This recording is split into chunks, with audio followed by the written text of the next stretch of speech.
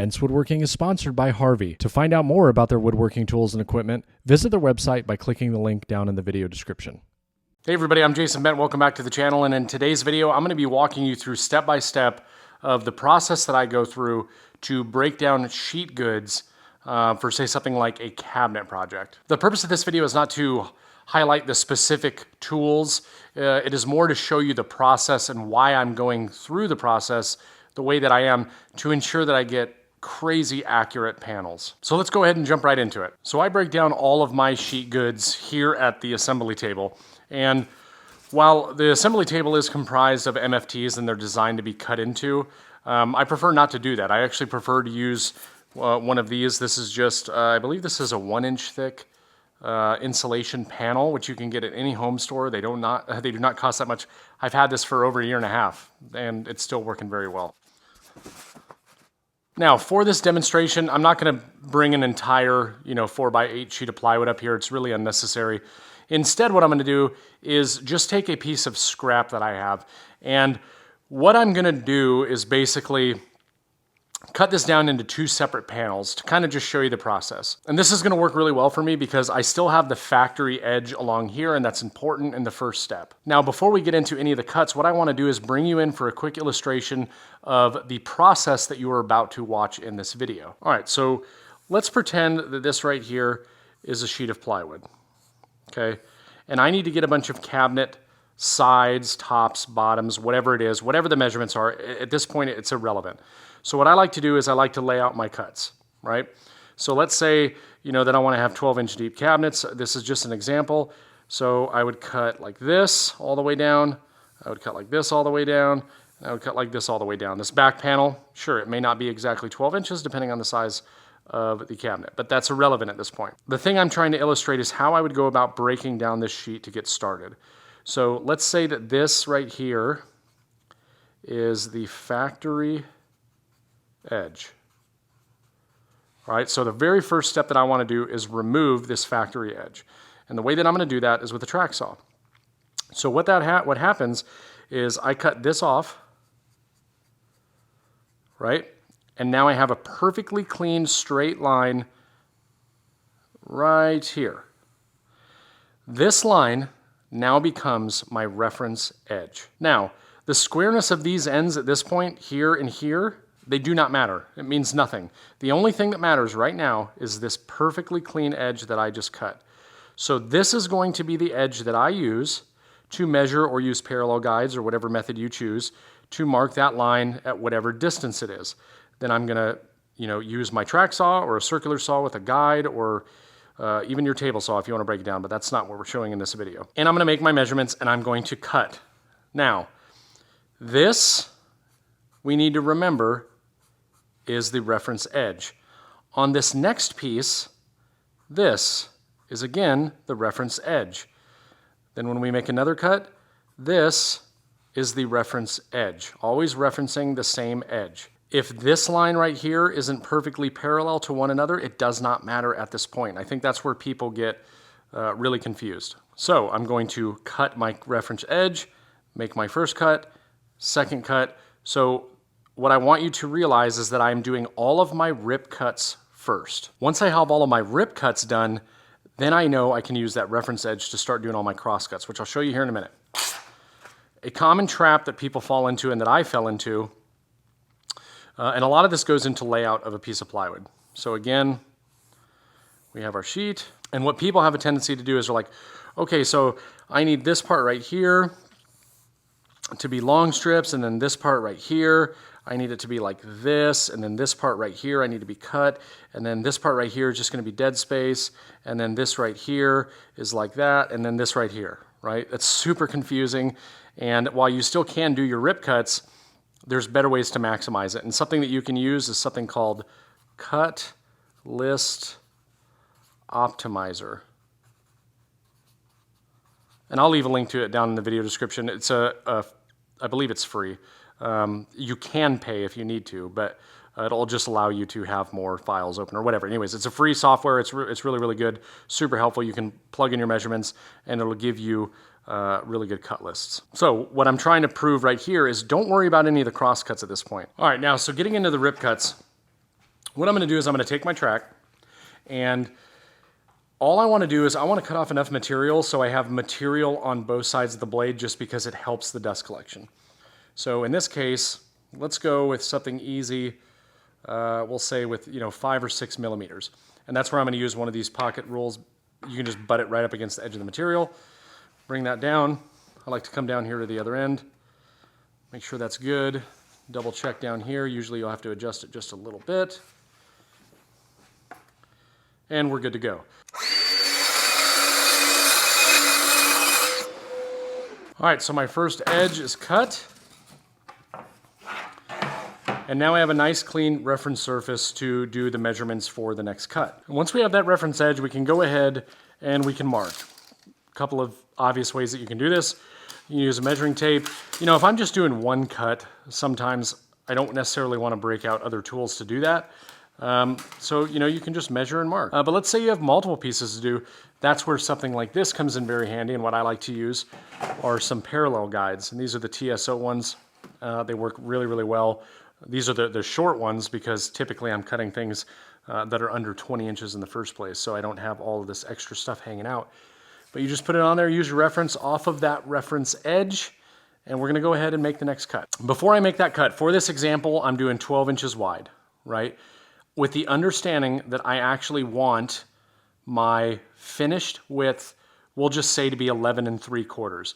I'm giving myself a little bit extra, and that will come into play a little bit later. Do you have to do it that way? Can you do, perfect cuts with these? Sure, you can once you get them dialed in. However, the technique that I am so used to and the system that I like to do, I actually will make my final width cut at the table saw. So for now, I'm always going to leave it a little bit oversized, and I'll usually add 1/8 of an inch to 1/4 of an inch just to ensure that I have wood on both sides of the material when I cut it down at the table saw. So let's go ahead and get this thing ripped so we can start talking about the cross cuts. All right, so as you can see, I've got my one strip that we're gonna work with from this point forward. What I'm gonna do now is I'm gonna mark, just so I don't forget, what my reference edge is. And to do that, I'm just putting a star, a line, it doesn't matter. It's just something that you can remember that this was your very first cut. And then on this one, if I was using this board, I would reference this because that's where that nice new clean cut is. One thing I also suggest doing is if you know you're gonna be breaking this up into multiple pieces, it's not a bad idea to just do a couple of quick marks, because once I cross-cut this and then move over to the table saw later, I may not have that reference. So as long as I have it somewhere visible on each time, it's good to go. So again, just to reiterate, the purpose of this video is to show the techniques, not to demonstrate the tools. And I have to say that again, because the setup that I have, I worked very hard to try to find a really good solution, and this works for me. The point I'm trying to make here is that we're about to start doing cross-cuts. And whatever your reference is going to be, so say the fence, this is my reference edge that I cut, this is my fence. When I actually cut this, my reference edge is going against that fence because the fence is the reference and it needs to be touching the reference edge. The next thing I need to make sure of is that my track is perfectly 90 to my reference edge being the fence. So whatever system you use, whether it's just bench dogs, whether it's clamping it down to your table and using a track square, whatever it is, it does not matter. The important part is to make sure that you have a perfect 90-degree right here. This is what truly matters. And once you get it dialed in, you'll get really great results every time. And so I like to check this before I start. There's no rock. It is absolutely 100% perfectly 90. So before I go ahead and get this thing set up, my fence is in metric, so I'm going to go ahead and use metric measurements. But typically a standard upper cabinet is around 30 inches. So I'm just going to take whatever's closest that in terms of metric, and we'll go with 760 millimeters, and we'll just cut 2 panels at 760 millimeters. So again, remember I said that this was my reference edge. What I'm going to do is I'm going to put this reference edge against my fence. I don't need to worry about a measurement right now, because what I'm doing at this point is I'm going to square up one end to my reference edge. Because I guarantee you right now, if I was to check, this end and the other end are not square to this. Nothing is square at this point. So what I'm going to do, just like I established my reference edge there, I'm now establishing my reference edge on the end.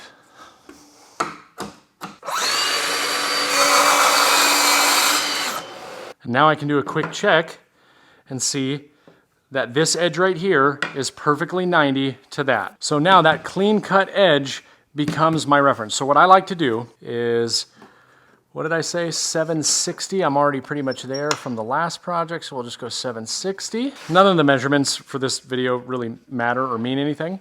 They're just for reference. So this is still my reference edge that I cut on the track. This is now my edge that is perfectly square. This reference edge is going to reference off my flag stop here. And again, my original cut edge going against the fence. I slide that down, and I'm gonna make my first panel cross cut.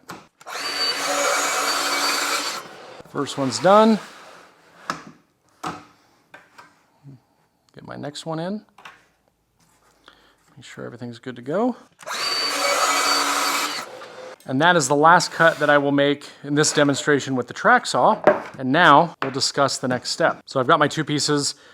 This edge and this edge is square to my reference edge. This edge square to my reference edge. And we could do some measurements real quick. It might actually be dead on, which in this case, it actually looks like it is. Maybe it's a little bit off, right? Now, the reason for that is because, when I put the track on, maybe there was a little bit of deviation, and that's where I was talking about cutting these panels a little bit oversized, and then using the reference edge along the table saw fence to trim this to final width. And that is what we're gonna do. That is the technique that I am most used to, and then I just find easy for me, so I'm always gonna cut these. So let's go ahead and go cut these down to, say, 11 3/4, then we're gonna come back and we're gonna check for square. Before I make the cut, make sure this is my marked edge, which means it's my reference edge. It's going against the fence. All right, so let's do a quick test, measuring opposing corner to opposing corner.